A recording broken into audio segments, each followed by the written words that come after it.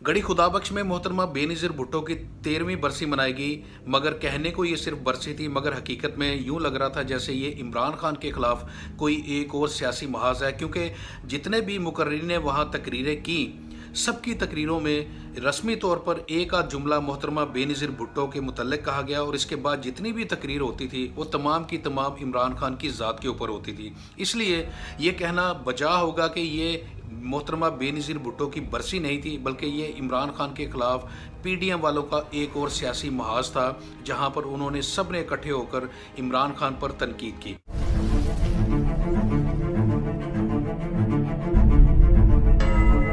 PDM के आज के इस इकट्ठ में जो चीज़ें नज़र नहीं आई, उनमें से सबसे अहम चीज़ें दो थी। एक था मौलाना फजलुर रहमान का वहाँ मौजूद ना होना, और दूसरा इस्तीफ़ों का ऐलान ना होना। अवाम को तवक्को थी कि वहाँ पर मौलाना फजलुर रहमान भी मौजूद होंगे स्टेज के ऊपर, और उसके बाद वहाँ पर तमाम पीडीएम वाले मिलकर इस्तीफ़ों का अपना ऐलान भी करेंगे, क्योंकि मोहतरमा बेनज़ीर भुट्टो की बरसी थी और मोहतरमा बेनज़ीर भुट्टो जमहूरियत की अलामत थी, और वो जद्दोजहद पर यकीन रखने वाली एक निडर लीडर थी। मगर जिस तरह का माहौल आज गढ़ी खुदाबख्श में बना, उसे देखकर तो बड़ी मायूसी हुई, क्योंकि लोग इसी इंतज़ार में थे कि वहाँ से आज कोई सख्त एहतजाज की कॉल दी जाएगी। मगर बिलावल भुट्टो ज़रदारी हो या फिर आसिफ अली ज़रदारी, इन दोनों ने कोई ऐसी बात नहीं की जिससे ये लगे कि आइंदा उनका आने वाले दिनों में अनकरीब ऐसा उनका कोई तगड़ा एहतजाज करने का कोई प्लान भी है। तो सबसे पहले हम बात करेंगे बिलावल भुट्टो ज़रदारी की तकरीर की, जिसमें उन्होंने तमाम शुरका को खुशामदीद कहा और बेनज़ीर भुट्टो की जमहूरियत के लिए उन्होंने खिदमात को भी गिनवाया। और बिलावल भुट्टो ज़रदारी ने गढ़ी खुदाबख्श के कब्रों की तरफ इशारा करते हुए कहा कि ये जमहूरियत की अलामत हैं, जबकि जुल्फ़िकार अली भुट्टो को फांसी देने वाले डिक्टेटर यानी ज़िया-उल हक़ का आज नामो निशान भी नहीं है, उसका कोई नाम लेने वाला भी नहीं है। मगर जैसे ही बिलावल भुट्टो ज़रदारी ये बात कह रहे थे, तो उसी वक्त स्टेज के ऊपर मरियम नवाज़ बैठी थी, वही मरियम नवाज़ जिनके वालिद नवाज शरीफ हैं, और नवाज शरीफ वो शख्स है जो ज़िया-उल हक़ को अपना रूहानी बाप कहता था। ज़िया-उल हक़ का जो असल बेटा इजाज़ुल हक़ है, उसको इतना फ़ायदा नहीं हुआ होगा ज़िया-उल हक़ की आमरीत की वजह से, जितना फ़ायदा नवाज शरीफ को ज़िया-उल हक़ की वजह से हुआ। तो अगर ये कहा जाए कि किसी भी तरह ज़िया-उल हक़ की जो निशानियां हैं सियासी तौर पर, वो आज भी बिलावल भुट्टो ज़रदारी की बगल में उसके साथ वाले नशिस्त पर बैठी हुई थी, तो ये कहना गलत ना होगा। तो बिलावल भुट्टो ज़रदारी ने जो जोश खदाबत में ये दावा किया कि कोई नाम लेने वाला नहीं है, हालांकि ज़िया-उल हक़ भुट्टो के जो रूहानी वर्सा हैं वो तो आज भी उनकी बगल में ही बैठे हुए हैं स्टेज के ऊपर। बिलावल भुट्टो ज़रदारी ने एक और बात कही कि वो 31 दिसंबर तक का इमरान खान को टाइम देते हैं कि वो उससे पहले पहले इस्तीफ़ा देकर घर चले जाएं, वरना फिर 31 दिसंबर के बाद दमादम मस्त कलंदर होगा और सिलेक्टेड के लिए कोई टाइम नहीं है। और उसके बाद फिर लॉन्ग मार्च होगा इस्लामाबाद की तरफ, और तमाम लोग यानी जितनी भी जमातें पीडीएम का हिस्सा हैं वो तमाम मिलकर इस्लामाबाद का रुख करेंगी। बिलावल भुट्टो ने इमरान खान के मुतल्लिक एक और बात कही कि इमरान खान ना तो अवाम का नुमाइंदा है और ना ही मुंतखब नुमाइंदा है, बल्कि ये तो एक गासिब है, गासिब। बिलावल भुट्टो ज़रदारी जब इमरान खान के ऊपर ऐसा इल्ज़ाम लगा रहे थे कि वो गासिब हैं, तो वो उस वक्त सिंध के उस इलाके में ये अपनी तकरीर कर रहे थे जहाँ पर सबसे ज़्यादा गुर्बत है, वहाँ पर भूख से लोग मर जाते हैं, वहाँ पर साफ पीने का पानी नहीं है, और वो पीपल्स पार्टी जो है वहाँ पर अरसा दराज से वहाँ पर हुकूमत कर रही है। मगर इसके बावजूद गासिब तो सिर्फ इमरान खान है, जबकि पीपल्स पार्टी या सिंध सरकार जो इनकी है उसके बारे में आप ऐसी कोई बात नहीं कह सकती, यानी वो गासिब नहीं है। बिलावल भुट्टो ने एक और बड़ा दिलचस्प जुमला इमरान खान की ज़ात के मुताल्लिक़ कहा कि अगर अक्ल और दानिश बिक रही होती बाज़ार में, तो फिर इमरान खान का कोई एटीएम उसे ये ख़रीद कर दे सकता था, मगर अक्ल तो अल्लाह की अनायत है। बिल्कुल सही कहा बिलावल भुट्टो ज़रदारी ने। मगर बिलावल इस बात को तो तस्लीम करें कि पीडीएम वाले कभी इस्तीफ़े देते हैं, कभी वो पीछे हट जाते हैं, कभी वो लॉन्ग मार्च, तो कभी रैली, तो कभी जलसा। तो अगर इमरान खान में इतनी अकल नहीं है तो फिर ये कैसे मुमकिन हुआ माजी में एक दूसरे का गिरेबान फाड़ने वाली और एक दूसरे के साथ दस्तो गिरेबान होने वाली जो जमातें हैं, जो इखलाकियात से बाहर जाकर एक दूसरे के ऊपर हमले किया करते थे, जिन्होंने बेनज़ीर भुट्टो को भी नहीं छोड़ा, मगर इसके बावजूद पीपल्स पार्टी आज उनके साथ बहम शीरो शक्कर है, तो ये फिर इमरान खान की बदौलत है। तो इमरान खान की वजह से ही ये आज सारी जमातें जो हैं वो मिलकर इमरान खान के खिलाफ एक सियासी मार्च पर खड़ी हैं। तो फिर इमरान खान के पास अकल कैसे नहीं है, क्योंकि इमरान खान तो कई सालों से ये कहता रहा इक़्तिदार में आने से पहले कि जब वो वज़ीर आज़म बने तो फिर नवाज शरीफ और आसिफ अली ज़रदारी, पीपल्स पार्टी और मुस्लिम लीग नवाज़ और मौलाना फजलुर रहमान, یہ سارے ایک پیج پر اکٹھے ہو جائیں گے اور میرے خلاف یہ پھر اس وقت جلسے اور تقریریں کیا کریں گے۔ آج بالکل ٹھیک بے نظیر بھٹو کی 13ویں برسی کے موقع کے اوپر گڑھی خدا بخش میں پی ڈی ایم کی جتنی بھی جماعتیں تھیں وہ مل کر عمران خان کی پیش گوئی کے مطابق آج وہ سارے اکٹھے ہو کر ایک دوسرے کے خلاف نہیں بلکہ ایک دوسرے کے ساتھ مل کر عمران خان کے خلاف وہ آج تقریریں بھی کر رہے ہیں اور جلسے بھی کر رہے ہیں۔ تو عمران خان نے جو کہا کئی سال پہلے وہ بھی درست ثابت ہوا، تو پھر بلاول بھٹو زرداری ذرا اس بات پر بھی سوچ لیں کہ عمران خان جو ہیں انہوں نے جو کہا اگر ان کے اندر عقل نہیں تھی تو پھر اتنی بڑی باتیں وہ کیسے سوچ لیتے تھے۔ بلاول بھٹو زرداری نے ایک اور بات کہی کہ سلیکٹڈ اور سلیکشن کا جو بیانیہ ہے وہ بھی ختم ہو چکا ہے اور ان کو اب سلیکٹڈ کو اب گھر جانا ہوگا، مگر بلاول بھٹو زرداری کی تقریر میں اور جتنے بھی دوسرے لوگ تھے کسی کی تقریر میں بھی کوئی زیادہ سلیکٹر کا ذکر نہیں آیا۔ لاہور جلسے میں بھی پی ڈی ایم کا جو بیانیہ تھا وہ سلیکٹرز کے متعلق نہیں تھا، صرف عمران خان کی ذات کے متعلق تھا۔ تو آج بھی کچھ اسی طرح کی تقریر کی گئی جس میں سلیکٹڈ اور سلیکشن کا تو ذکر ہوا مگر سلیکٹر کا کہیں نام و نشان نہیں تھا۔ تو کہنے کا مطلب صرف اتنا ہے کہ لگتا یوں ہے کہ پھر پی ڈی ایم والے، مسلم لیگ نواز اور پیپلز پارٹی اور جو مولانا فضل الرحمان ہے، خصوصاً یہ تین لوگ اب وہ سلیکٹر کے جو نام ہے، اب وہ سلیکٹر کا جو بیانیہ ہے اس سے وہ خود ہی پیچھے ہٹنا چاہتے ہیں۔ وہ چاہتے ہیں کہ اب عمران خان کو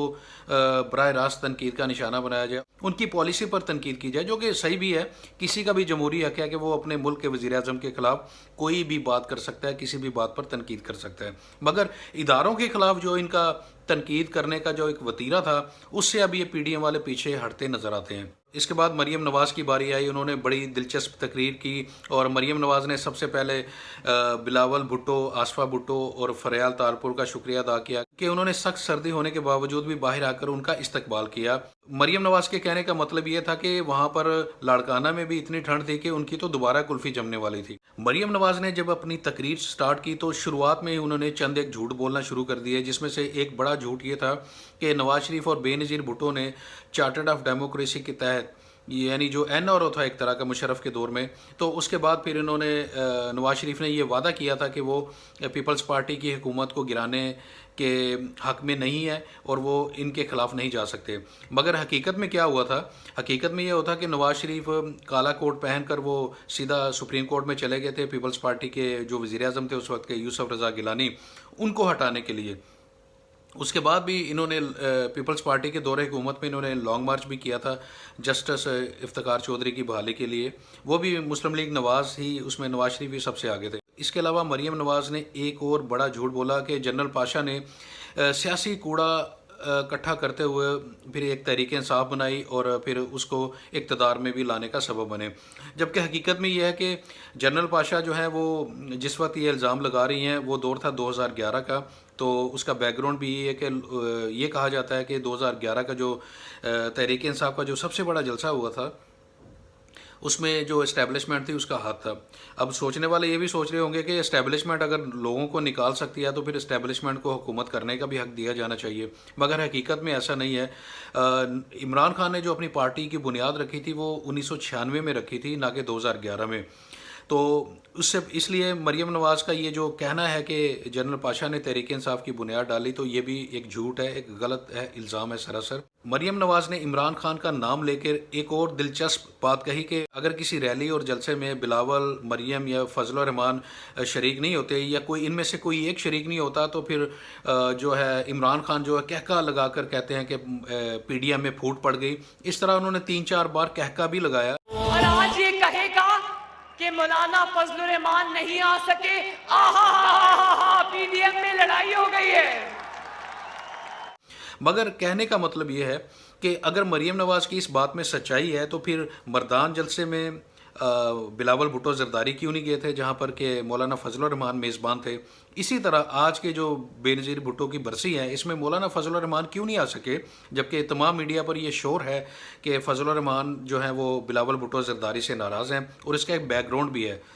تو اس کے باوجود جو ہے وہ اگر میڈیا کے اوپر اتنی زیادہ نیوز چل رہی تھی تو پھر فضل الرحمان اس کے باوجود کیوں نہیں آئے؟ تو کہیں نہ کہیں دال میں تو کچھ کالا ہے۔ تو مریم نواز کی یہ کوشش تھی کہ کسی نہ کسی طرح اس بات کے اوپر پردہ ڈال دیا جائے کہ آج مولانا فضل الرحمان یہاں پر کیوں شریک نہیں ہوئے۔ اس کے علاوہ مریم نواز نے فوج پر تنقید کی، مگر تنقید کا وہ لیول نہیں تھا جو کہ اس سے پہلے وہ ماضی میں جس طرح وہ کرتی رہی ہیں۔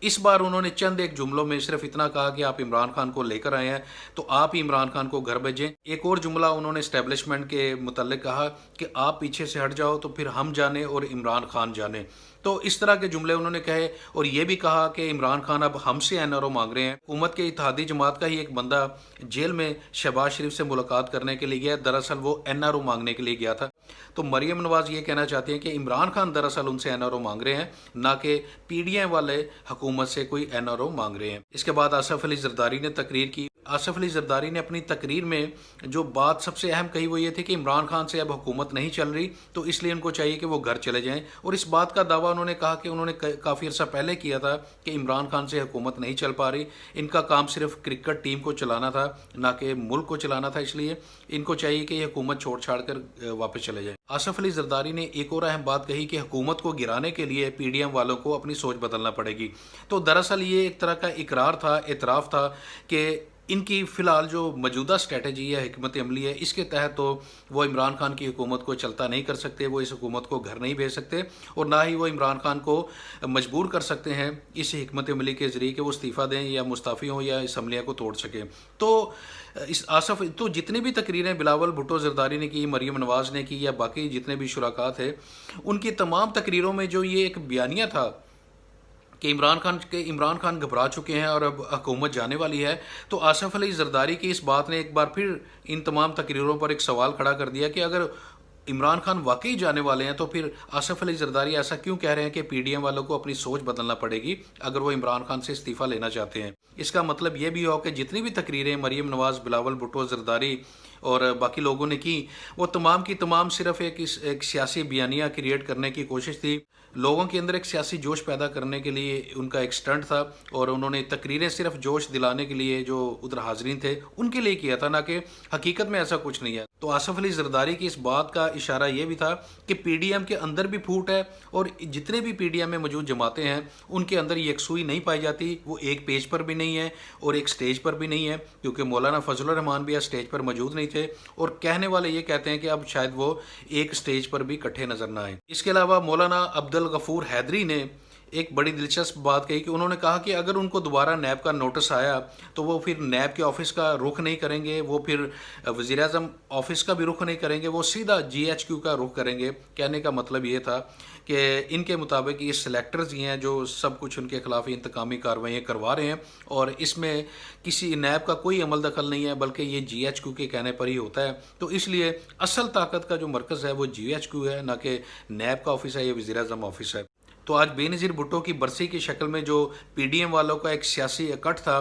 اس کے اوپر جو مین مدعا تھا ان کا وہ عمران خان کی ذات تھی اور ان کو اپنی اسٹریٹجی دینی تھی۔ اب دیکھتے ہیں کہ پی ڈی ایم والوں نے حکومت کو 31 جنوری تک کا ٹائم دیا ہے، اگر 31 جنوری تک ان کے درمیان معاملات طے نہیں ہوتے تو پھر پی ڈی ایم والے اسلام آباد کا رخ کریں گے لانگ مارچ کرتے ہوئے، مگر دیکھتے ہیں کہ اس وقت کیا ہوتا ہے، کیونکہ عوام تو استعفوں کی منتظر تھی، کم از کم کوئی ایک تاریخ دے دی جاتی، مگر انہوں نے استعفے دینے کی بجائے لانگ مارچ کی ایک نئی تاریخ دی ہے۔